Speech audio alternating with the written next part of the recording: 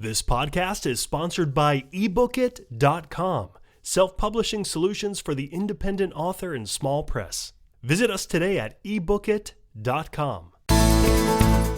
Welcome to the Toastmasters Podcast, the official podcast of Toastmasters International.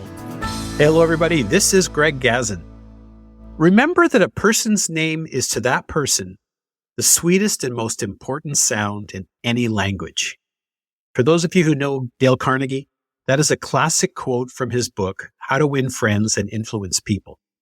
Now, while Carnegie was writing about the importance of addressing a person by his or her name when speaking with them, it also brings to mind the topic of today's conversation, honoring the person by pronouncing their name properly. So today we're going to be talking about names, and our guest today is an expert in that field.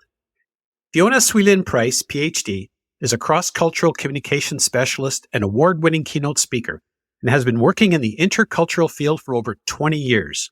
She's founded Globalized Consulting, formerly Tamago Consulting, in 2001, after completing her PhD in cross-cultural psychology. Since then, she has developed and presented training programs and lectures on cultural diversity issues in Australia, India, New Zealand, and the US. Her publications in the field include the 2007 Success with Asian Names and the 2015 the HarperCollins International Student Survival Guide, for which she was the Australian co-author. She is a member of Williamstown Club in Williamstown, Victoria, Australia. She's written an article in the November 22 issue of the Toastmaster magazine entitled, What's in a Name? Subtitled, Knowing How to Pronounce Names Correctly Makes a World of Difference. From Melbourne, Australia, Fiona Price, welcome to the Toastmasters Podcast. Thank you, Greg. I'm delighted to be here. It makes sense, Fiona, that we strive to pronounce people's names properly. Now, we are going to be talking about names and, of course, how to get better at pronouncing people's names. But to kick things off, you obviously have a lot of experience in this area. Was there a moment of truth or some event that prompted you to tackle this topic? Absolutely. In my very first job, towards the end of my doctoral research, I had to get myself a casual job because my grant was running out. I was asked to come up with initiatives to help the staff at Melbourne University, not just the teaching staff, but people at customer service desks, people in the libraries and so on, to help them communicate with international students better. In order to find out what their needs were, I went out and I interviewed probably 50 or 60 university staff members, and I asked them, tell me about what you need help with when you're working with international students. And something just kept on coming up. You know what we really, really struggle with? It's their names. We can't pronounce them. We can't remember them. We have to give them a call and we look at their name in writing and we have no idea how to say it. We have to enter their names into databases that are designed for Anglo-Saxon names, and we don't know which bit to put where, which bit's the surname, which bit's the given name. Do they even have surnames and given names in this language? So at first, when I first started hearing that, that wasn't what I was expecting. I was expecting people to talk about racism. I was expecting people to talk about language barriers. I was expecting people to talk about all sorts of more obviously relevant things. But the names thing kept on coming up until a point where I thought, I've been dismissing this as a minor issue, but it's not. It's a major issue. If every time you address someone, every time you send them an email, every time you print off a certificate or a name tag, you need to get their name correct on it. And if you don't, and if you consistently get people whose names aren't Anglo-Saxon wrong, it's not a good look for the university, and it's not very good for either the staff member or the student whose name you're getting wrong.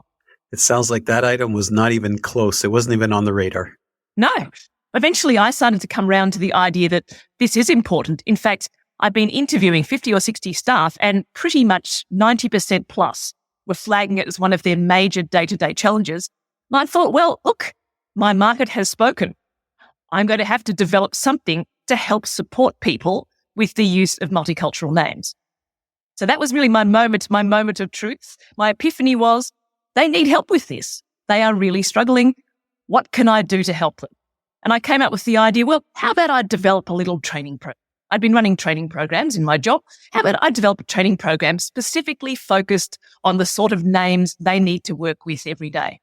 So I went down to the School of Graduate Studies and I said, can you give me the top 10 countries from which we have international student enrollments? And in Australia, that tends to be mostly Asian countries. And then I sat down and started researching a workshop, which I eventually titled Working with Asian Names. Wow. It almost seems like in a database, you need a section that's a note section where it says, this is how to pronounce the name, or maybe have it phonetically or something. I'm working on one of those as well. That's actually what my staff member's about, helping me develop a gigantic database, which gives people the name, a phonetic transcription of the name, a recording of the name with a native speaker accent, recording of the name in a neutral Australian accent, all of these things so that other people can draw on that when they need to pronounce someone's name correctly. When my co-host Ryan and I were reviewing the article and having a look at what we were going to talk about for this particular episode, he had shared with me a personal anecdote, which is related to the podcast because we interviewed a guest whom he already knew. And he had assumed that he had his name right because he knew individuals that had exactly the same family name. This is after the introduction, but during the conversation, the individual had mentioned his own name, and Ryan had realized that he had said it wrong. So, of course, Ryan corrected midway during the interview. And the interesting thing is that the individual never really made reference to it. He didn't mention the fact, this is how I pronounce my name. It's incorrect. After the fact, we had a little chat about it. We had a little laugh, but it didn't seem to be a big deal for him. Now, if getting it right is really important, if that's what you're telling us, and I do agree with you, how do you politely convince an individual it's really a good idea to make a correction? Sometimes I might be hesitant. This is one of the reasons why I needed to help the staff. I had some anguished members of staff saying, look, he's been coming to my desk for the last 3 years and I've been pronouncing his name wrong the whole time. And he never said. I only found out when I had a staff member who spoke the same language as him, who explained that I'd been pronouncing it incorrectly. Why didn't he say? And I think there's a lot of interesting power dynamics going on about why people don't say.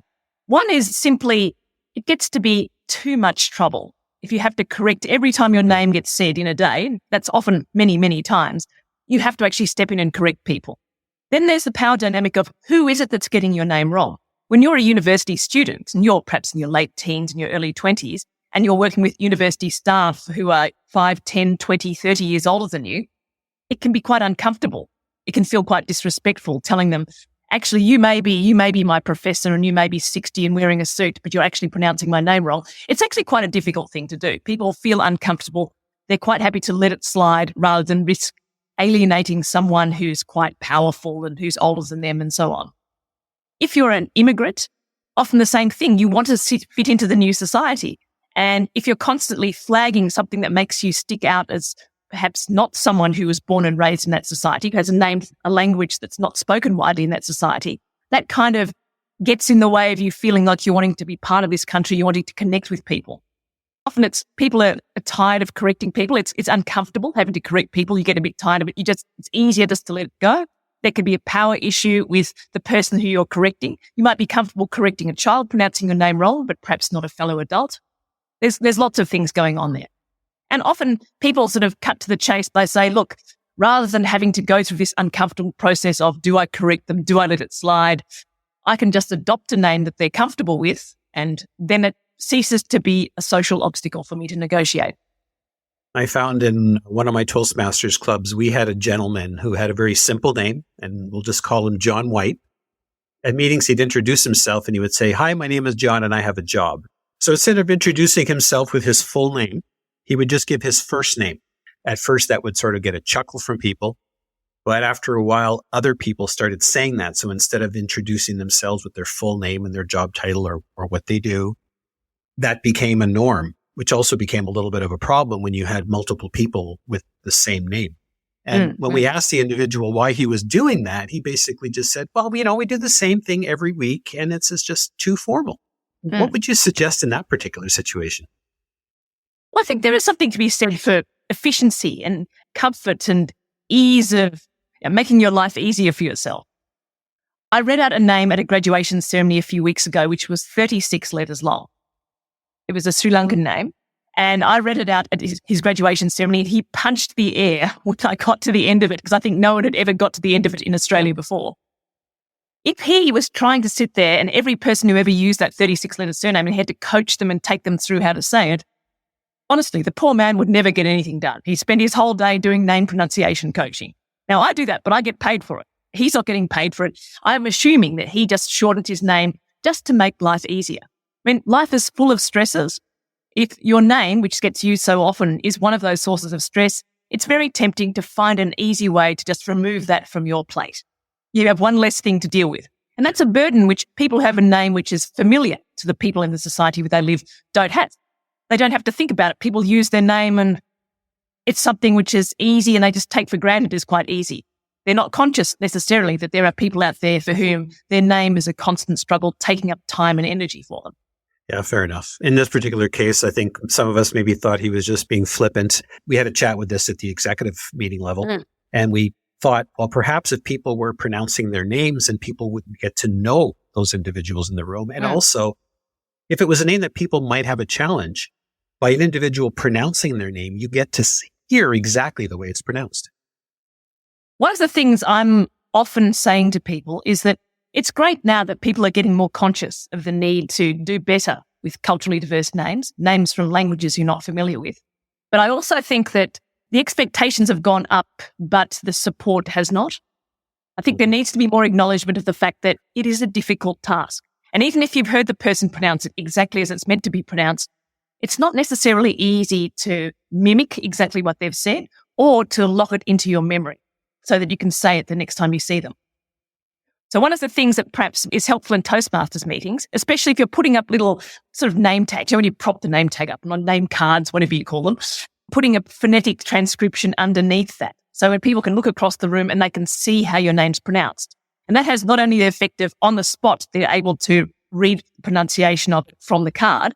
It also makes it easier for them to connect what they're hearing and what they need to say to how it's written in the original spelling.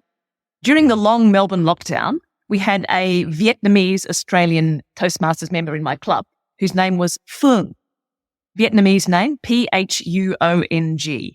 When she had her name in that box in Zoom, everyone was stammering and stuttering and getting worried they were going to offend her. And I basically sent her a private message suggesting that she put in brackets after her name Fering. Now, in Australian English, although not in most versions of North American English, that actually is pronounced Fern. So after that, people called her Fern and ceased to be a problem. There wasn't that sort of little anxious sort of stuttering and murmuring and avoiding calling her for table topics because they didn't know how to pronounce her name correctly. And it just sort of wiped out the problem. So that's a way of removing the problem without forcing people to come up with a compromise, to come up with an easier version of their name. It taught them how to say a good rendition of her actual name. So is it better to try and fail to pronounce someone's name or better to try avoid using the name until you feel confident that you've got it correct? In an ideal world, the best thing to do, of course, is say, excuse me, I'm sorry, I'm not quite sure how to pronounce your name. Could you give me some tips? Just ask the person for a bit of help, and if they can give you some help. But also, don't put the pressure on yourself. You've heard it once. Now you're supposed to remember it. It's probably a good idea to make some little notes for yourself. I stepped in because we were on Zoom and it was easy. Gave her some tips, how she could do it. But one of the things that you could do is when someone gives you their name, to write it down and then say it. I say, so Fern, and if they say, yes, that's correct, write that down in a spelling that makes sense to you to help you remember how to pronounce it. Otherwise, you're putting pressure on yourself to remember a name that's unfamiliar to you, that's pronunciation which perhaps you've never had to make before. You're putting pressure on yourself to remember that the next time you see her, and the chances are it won't stick. It's often people who are anxious but really mean well and they want to get people's names right, often find they still don't manage it because it's a linguistic skill which they don't have.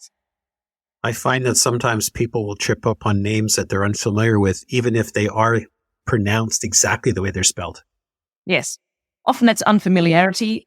It's nervousness. Yes, absolutely. I mean, there are names which are actually quite simple. I have a Chinese friend whose name is Caillou, which sounds that exist in English. They're not hard to say, Caillou. If you want to pronounce it properly in Chinese, it's Caillou. But Caillou is a perfectly reasonable rendition for an English speaker. But people were stumbling and struggling because they knew it was a name that wasn't from English. It was a name that was from Chinese. And I think they had a mental block. They were convinced it was difficult and they were going to say it wrong. And this all made it more difficult for them to pronounce it. And he eventually gave up on it and started calling himself Simon. We had a Toastmaster member that had a silent Z in the name, and that would basically throw everybody off. Basically, what she would say is just forget the Z's there, or she would spell it without the Z, and so people would get it right. There's various options people do to take that sort of constant little nagging pressure of people struggling with their name. They can respell it to make it more logical for the locals. They can adopt themselves a name which the locals are familiar with. They can persist with the original spelling of their name and just accept that they're going to have to keep on coaching and reminding people, and that people may forget or struggle. Sometimes you're at an event or at a function where someone is reading out names. And you'll find sometimes that they'll give the first name and then they'll say, okay, I'm not even going to try the last name. Do you think that most people would appreciate an effort to get their name right, even if they get it wrong? Or do you think they're just better off just passing it right by? I think the ideal solution is to contact somebody who can help take you through the pronunciation of the name before the ceremony so that you can say it better on the day.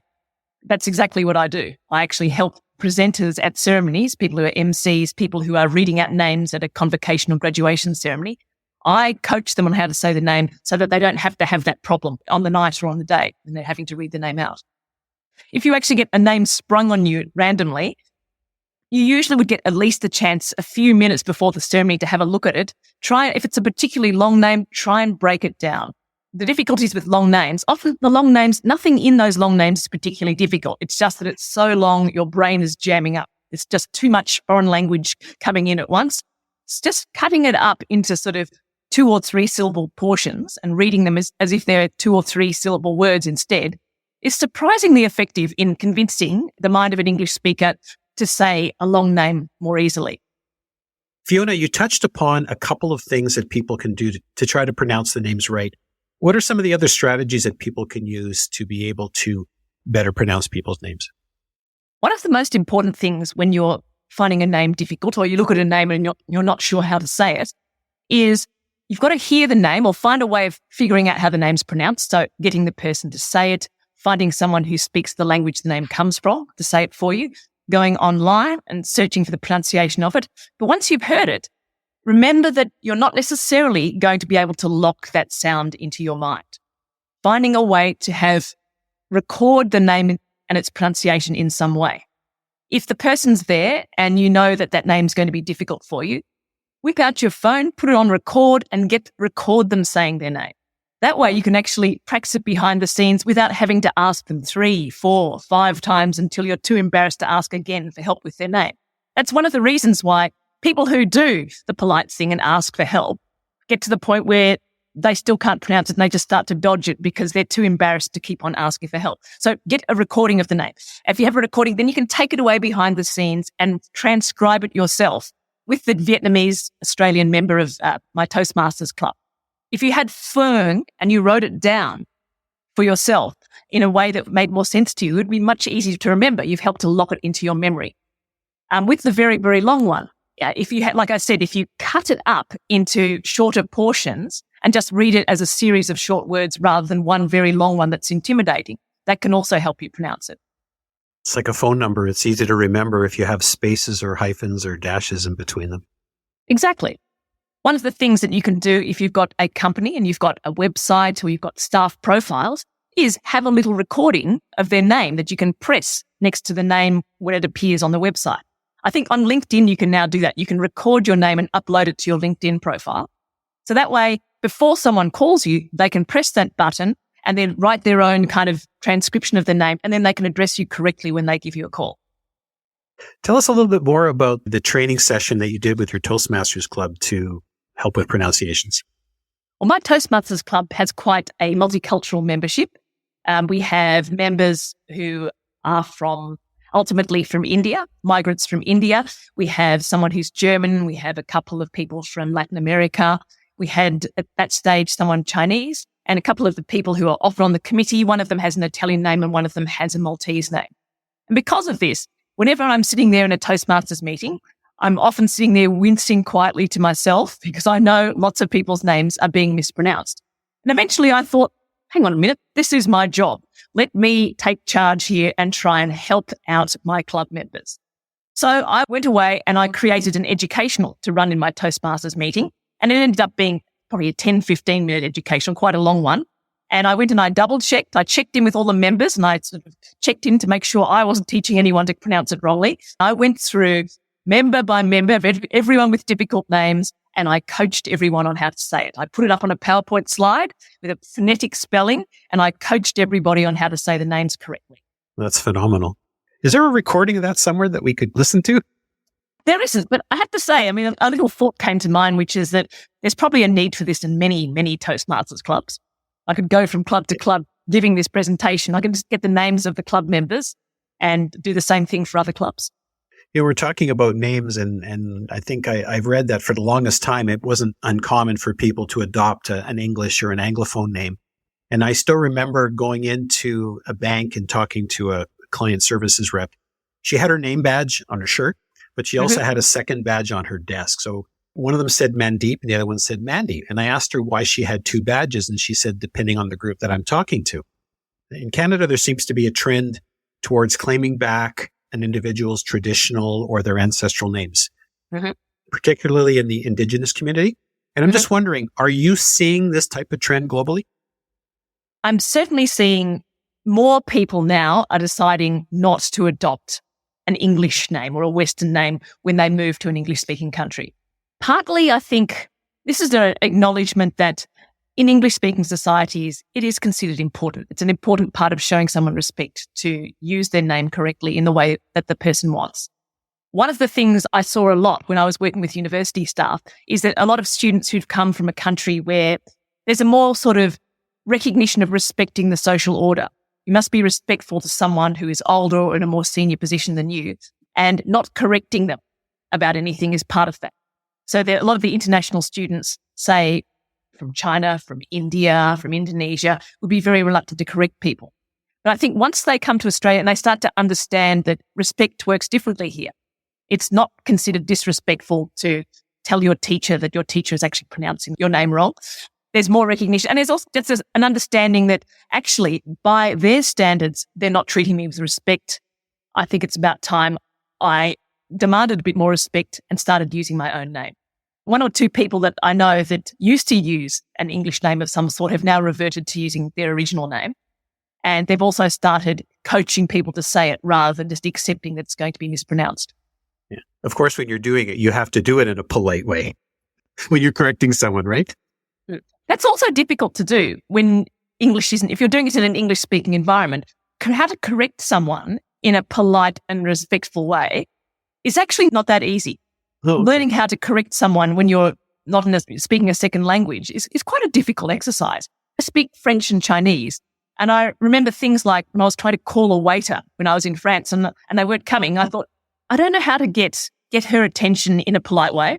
I can get her attention, but I don't know whether I'm going to be doing it appropriately in a way which is kind of not condescending or rude because I'm not quite sure. I don't understand the nuances of French enough. And the same is true. If you're a native speaker of Vietnamese or Indonesian or something and you're in an English-speaking environment, someone's getting your name wrong, it's not just a matter of the fact that you have to correct them. It's also, how do you do it? How do you interrupt someone politely and say politely, excuse me, sorry, I'm just letting you know my name's actually pronounced like this. That's a more difficult task socially than people realize. Yeah, that's true. I wasn't thinking of it in that context. I was thinking of it more along the lines of it. I still have this memory of a fellow I used to work with, and if somebody called him Johnny, he'd go, "It's Jonathan." And he would be really adamant about it, almost to the point of being rude. And even though he had only met that person for the first time, but because so often he would be called John or Johnny, he just like, Jonathan. That's the way he spoke. I suppose that's partly because he's so sick of it. And the person who's met him for the first time has no context. They don't understand that he's had this all his life and he's had enough. They think, oh, what an unpleasant man. I remember noticing once when I was reading out names at a graduation ceremony, there was someone whose name was spelled S-A-R-A. And I thought, whoa, with no H on the end, let me take a stab and say it's probably Sarah. And as I read her name out as Sarah, and as she walked past me, she said, Sarah. I thought, that's a little unfair because there's no real way to know how to pronounce her name but from how it's spelled. Sarah and Sarah both can be spelled with an H or no H. And I thought, well, I can't actually read your mind. If you feel that strongly about it, you need to inform the university so that I pronounce your name the way you want. And I was talking about this afterwards to some of the staff, and they said, look, I'm not very sympathetic, said one of the staff members. She said, look, think about all those international students who don't have English names and how often their names are mispronounced. She's just getting a little taste of something that other people are experiencing every day of their lives while they're here. That's very true. That's why they need to practice at Toastmasters. They do. Speaking of Toastmasters, how did you find your way into Toastmasters? Well, I moved into a new area and I thought to myself, how can I make some connections with local people? And I was thinking about how. And one of the things that I've always done a lot of in my business is public speaking. So I got my start by running training programs about names and other programs as well about cross-cultural communication. And I thought, how about some sort of public speaking kind of club? And I knew because my mother's older brother, my uncle, was quite a leading light in a Toastmasters club in Penang in Malaysia. And I thought about it and I thought, look, Uncle George does Toastmasters. Let me go and check it out. And I had no idea what it was, but I went along and I was quite inspired. One of the reasons why I joined Toastmasters is partly because ultimately my dream was always to be a writer. And while in a sense there's an overlap between the sort of storytelling I do when running a training program and doing writing, when you're doing public speaking for work, you have to talk about work-related things. Whereas at Toastmasters, it was kind of open slather. I could talk about anything I liked. And it became a kind of performance creative writing. It also taught me one of the things which is always something I struggled with in my training programs. It taught me how to do things concisely and tightly. It really honed my ability to construct something which was an engaging story for my audience. So I got lots and lots of practice at it. Obviously, you're extremely passionate about names. I've become that way by default because I work with them all the time.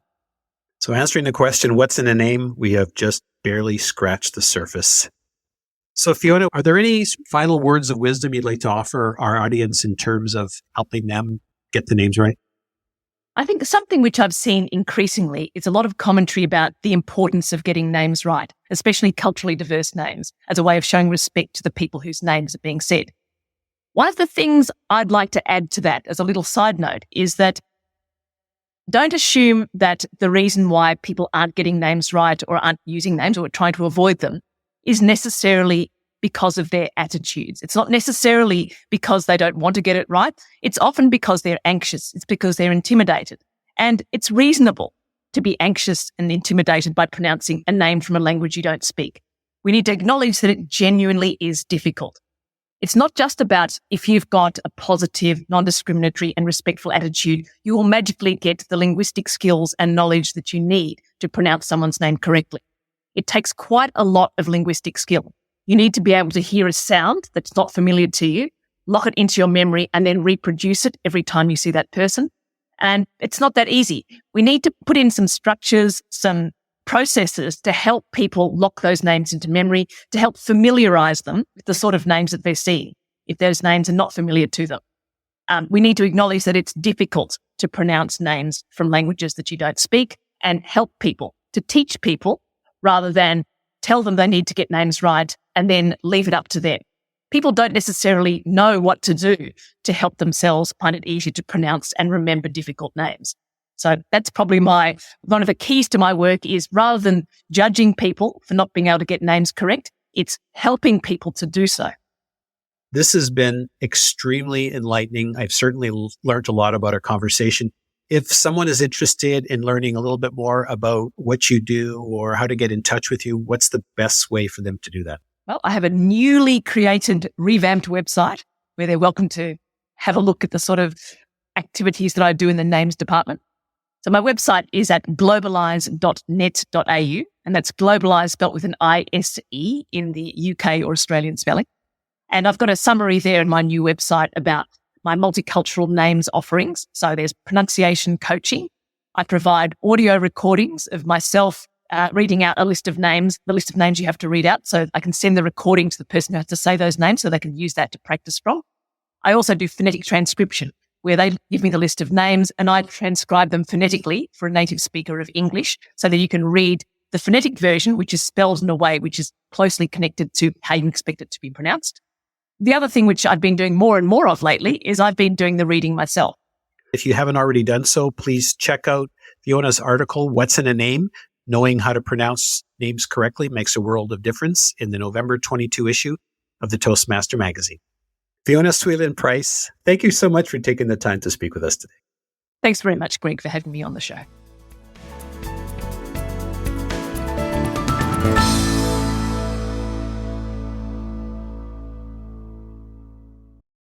Isn't it about time you published that book you've been thinking about? We can help with that. At ebookit.com, we've been providing authors and small presses with ebook publishing services since 2010. Visit us today at ebookit.com and let us know how we can help you.